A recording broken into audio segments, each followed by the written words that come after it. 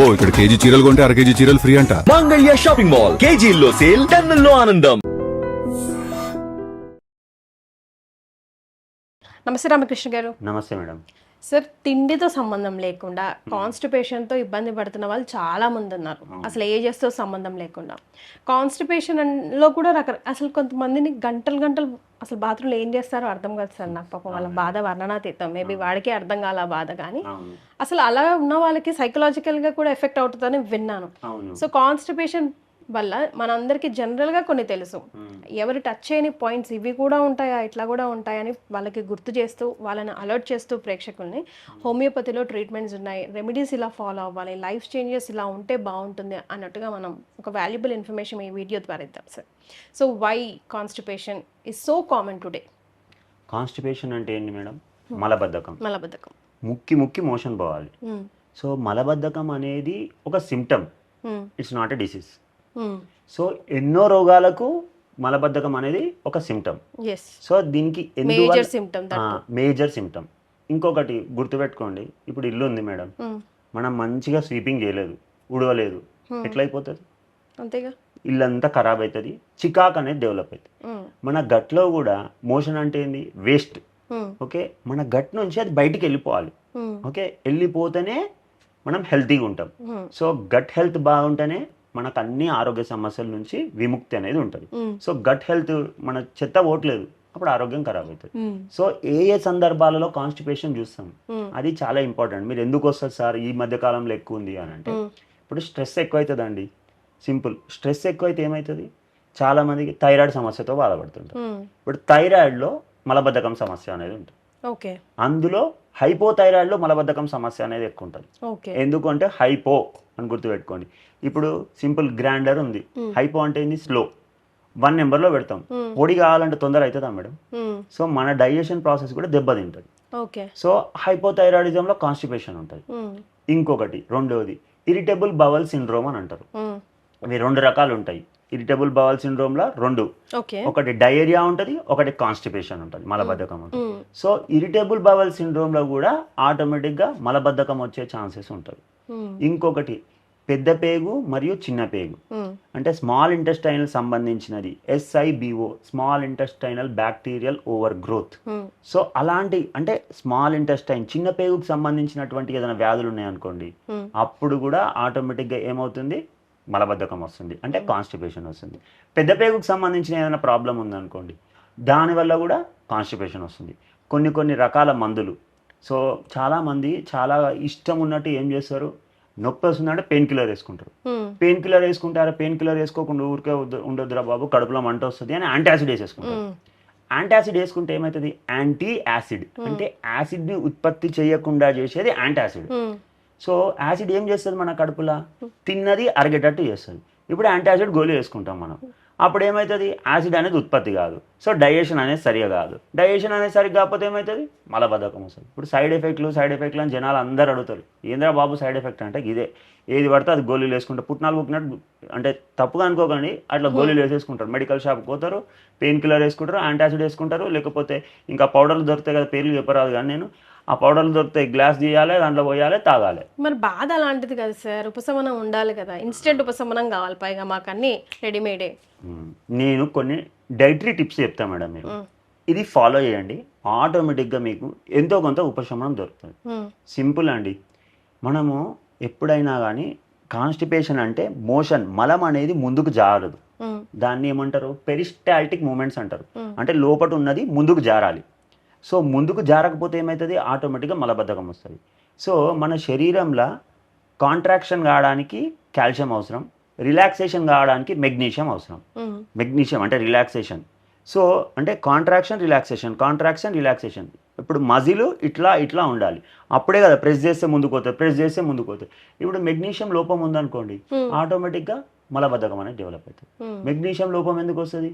నిద్రలేమి సమస్యతో బాధపడుతుంటే మళ్ళీ మెగ్నీషియం లేకపోతేనే స్లీప్ సరిగ్గా రాదు కదా సార్. అవును మెగ్నీషియం. సో ఇప్పుడు మనం కాల్షియం మెగ్నీషియం డెవలప్ చేసుకోవాలంటారు బాడీలో, అంతేనా? అంటే కాల్షియం మెగ్నీషియము అన్ని ఇంటర్ రిలేటెడ్ మేడం ఇది. సో బ్రెయిన్ ఎప్పుడైతే స్ట్రెస్ కి లోన్ అవుతుందో కార్టిజాల్ లెవెల్స్ అనేది పెరుగుతాయి. అది స్ట్రెస్ హార్మోన్. సో కార్టిజాల్ పెరిగింది అనుకోండి ఆటోమేటిక్ గా ఇండైరెక్ట్ అనమాట మెగ్నీషియం తగ్గిపోతుంది. ఓకే.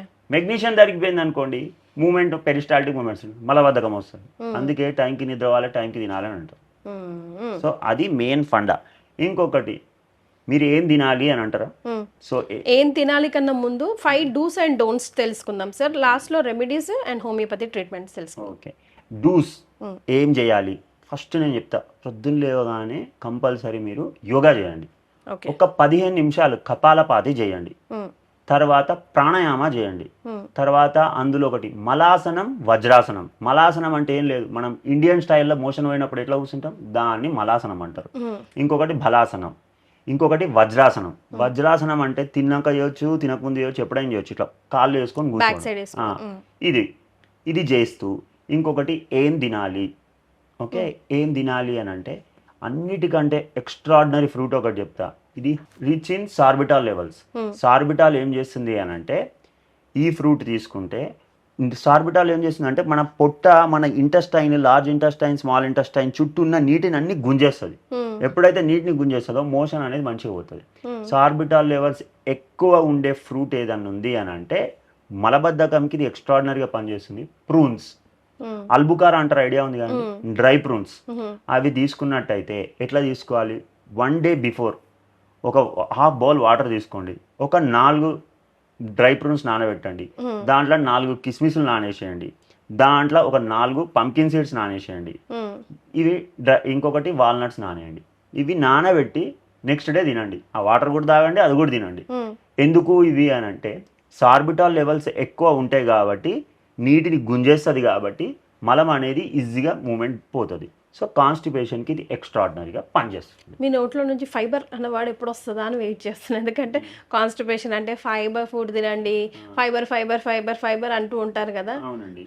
ఆ వర్డ్ ఇంకా రావట్లేదు ఏంటని వెయిట్ చేస్తున్నా. సరే, ఇందాక డూస్ చెప్పారు, ఇప్పుడు డోంట్స్ చెప్పండి. ఇది చేయకండి లైఫ్ స్టైల్ చేంజెస్కి.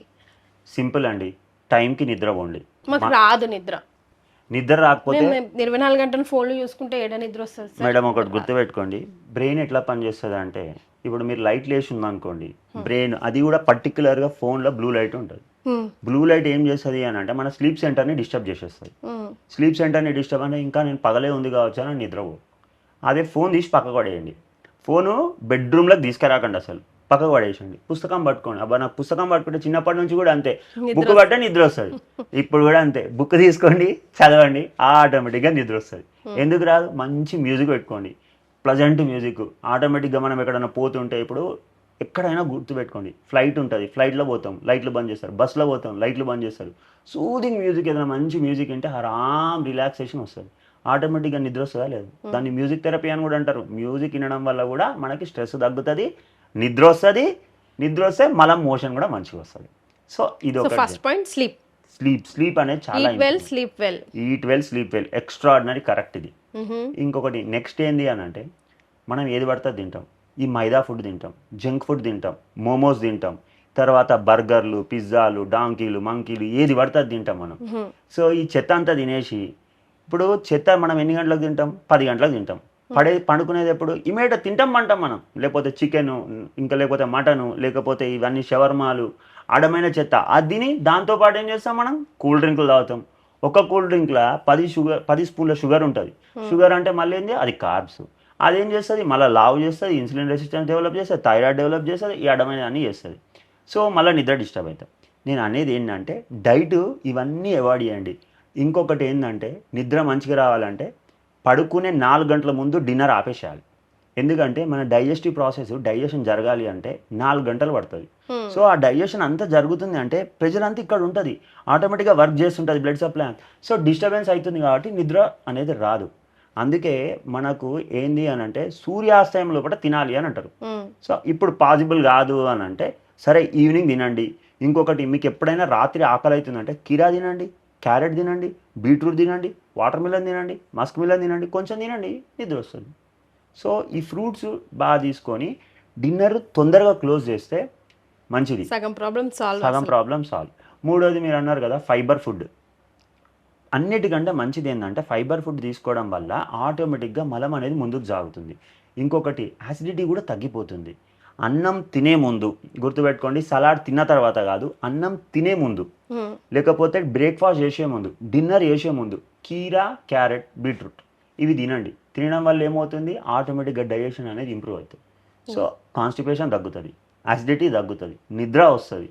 సో ఇవన్నీ మంచిగా ఉంటాయి. ఎస్, ఇవన్నీ వాళ్ళకి తెలిసినవి కాకపోతే చెప్పేవాళ్ళు చెప్పే తీరుగా చెప్తేనే వాళ్ళకి కనెక్ట్ అవుతూ ఉంటాయి. అయితే కాన్స్టిపేషన్ ప్రాబ్లం ఫేస్ చేస్తున్నామని not every kid or every women or every men will come and speak sir. ఇంకా మొహమాట పడుతూ ఉంటారు, చెప్పుకోరు. సో ఇందులో ఏమైనా స్టేజెస్ ఉంటాయా, లేకపోతే ఏమైనా సిమ్టమ్స్ ఉంటాయా, ఇప్పుడు మీరు ఇంకా వెళ్ళాల్సిందే డాక్టర్ దగ్గరికి, సో అట్లాంటివి? కాన్స్టిపేషన్లో స్టేజెస్ కూడా ఉంటాయి. మీరు ఇంకొకటి నెగ్లెక్ట్ చేస్తే, మలబద్ధకం సమస్య నెగ్లెక్ట్ చేస్తే పైల్స్ డెవలప్ అయ్యే ఛాన్స్ ఉంటుంది, ఫిజర్స్ డెవలప్ అయ్యే ఛాన్స్ ఉంటుంది, ఫిస్చులా డెవలప్ అయ్యే ఛాన్స్ ఉంటుంది. అంటే లాస్ట్ స్టేజ్లో మీకు ఏమవుతుంది, కాన్స్టిపేషన్లో ఇవన్నీ ప్రాబ్లమ్స్ వస్తాయి. సో మనం లాస్ట్ స్టేజ్లో ఎట్లా ఉన్నామనంటే, మనం రోజు తెల్లవారు లేవగానే ఆటోమేటిక్గా ఏ ఛాయ్ తాగకున్నా, కొంతమంది సిగరెట్ తాగితే మోషన్ వస్తుంది, కొంతమంది ఛాయ్ తాగితే మోషన్ వస్తుంది, కొంతమంది వేడి నీళ్ళు తాగితే మోషన్ వస్తుంది, కొంతమంది కాఫీ తాగితే మోషన్ వస్తుంది. ఏమి తాగకుండా ఆటోమేటిక్గా మోషన్ వస్తుంది అని అంటే, మీరు లేవగానే మోషన్ వెళ్ళిపోతున్నారంటే కాన్స్టిపేషన్ లేనట్టు. రోజు ప్రొద్దున్నే మోషన్ వెళ్ళాలి. లేదు మీకు 2 రోజులకు ఒకసారి వస్తుంది, 4 రోజులకు ఒకసారి వస్తుంది అంటే మీరు కాన్స్టిపేషన్ సమస్యతో బాధపడుతున్నారు. 4 రోజులు సార్ అట్లా 2 days 3 days అటెండ్ చేయని వాళ్ళు, 3 days 4 days మోషన్ పోని వాళ్ళు ఉంటారు.